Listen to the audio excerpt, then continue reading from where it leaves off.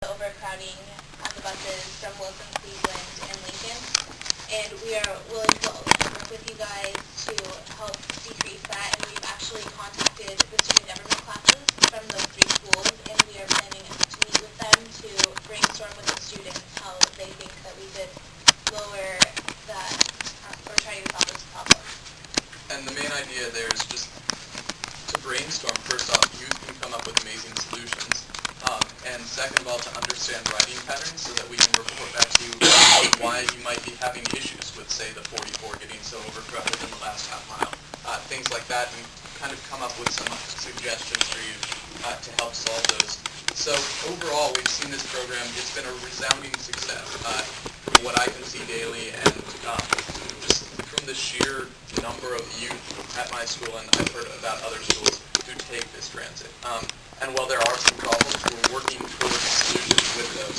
So it's really important that we have your partnership, and it's been fantastic to have you guys as partners in this so that we can keep expanding and keep making this available for more youth. We've been talking to some East Side schools about possible expansion, and we're going to keep you in the loop, and we hope that you will keep partnering with us in this.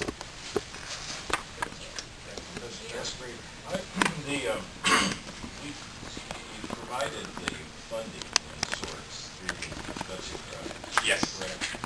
And even as noted in today's paper, I mean, there's a lot of pressure on that program. As I recall, we had a 3-year window. It's really on a year-by-year basis in terms of the application we would make under the BETSI program. The legislature chose not to be able to, actually there were some limits vetoed. Obviously that's going to be an issue within the legislature.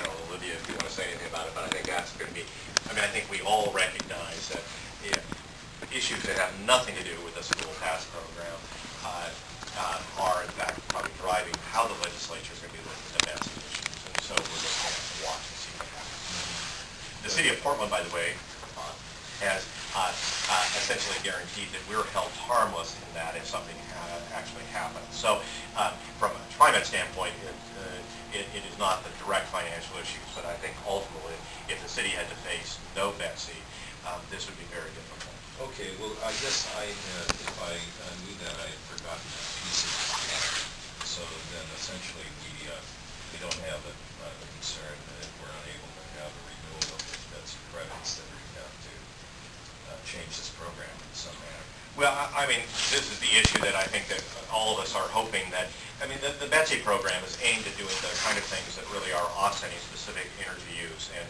this is actually, in our view, accomplishing that.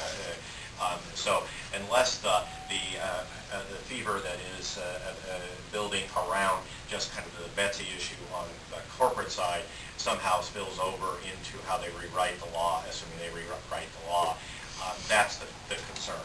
But I would say, and I don't mean to speak for Todd, but my guess is that if the BETSI program went away, it would be very difficult to come up with about, this is about $10 million cost given the city other obligations. We're just hoping that won't happen. Yeah, right. All of us are hoping that. Yeah, I would just like to say, listening to you as a father with a 16-year-old who was about to get a car today, I wish we had this program in Clackamas, especially when I take him to school or pick him up, and see the number of cars that are making that short trip, to and from, just to and from the school. I would love to stay in bed another half an hour. So, hey, good job. Well, and I very well articulated, thank you, and keep transiting in the future. Great presentation, so thank you. Thank you guys very much for your work. Before they step away, maybe just a couple of other quick things that are valuable just to kind of keep in the back of your mind. I think you know that the Portland Public Schools and the City of Portland really have put a tremendous emphasis on having really centers of excellence and using the magnet school concept, which really by definition means more and more students are going to be going to not their neighborhood school. As a result, the transfers that are in the school, not the transfer in the bus side, but the transfer in the two different schools makes the public transport issue all the more critical.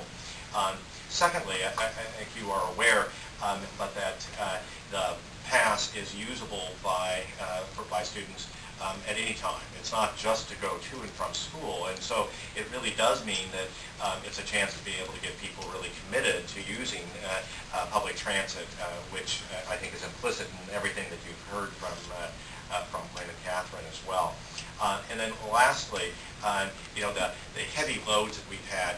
I think we all expected that the Cleveland issue was going to be there, and we ended up putting in some additional trippers.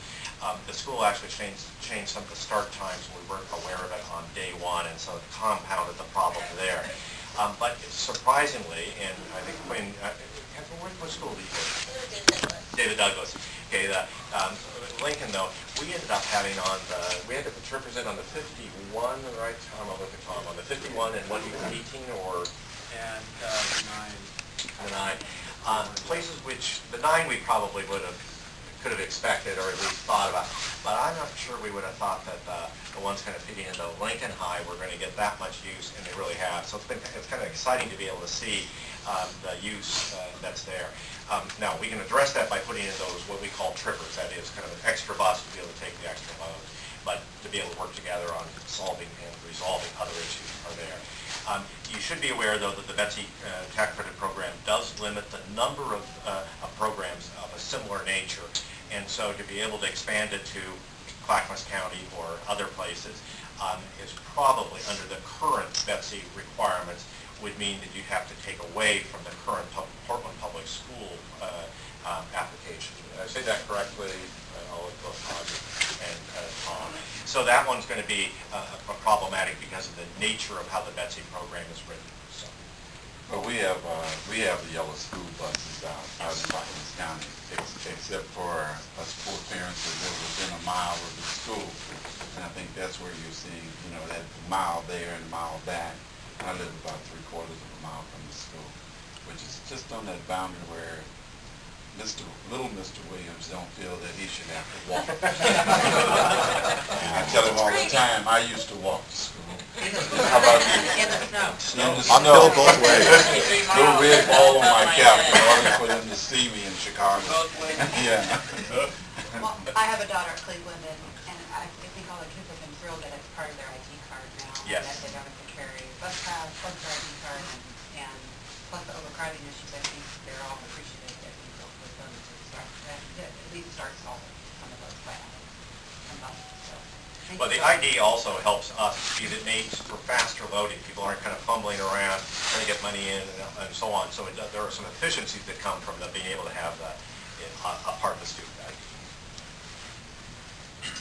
Well, well said, well done, and I'm glad to hear that TriMet's been a good partner for you all to work with, and I have every reason to believe that will continue. It's great having you on the other end of the transaction. Thank you. Thank you. Obviously, a lot of staff has been involved in this. Carolyn has been one of the real leads on it. She is, at the moment,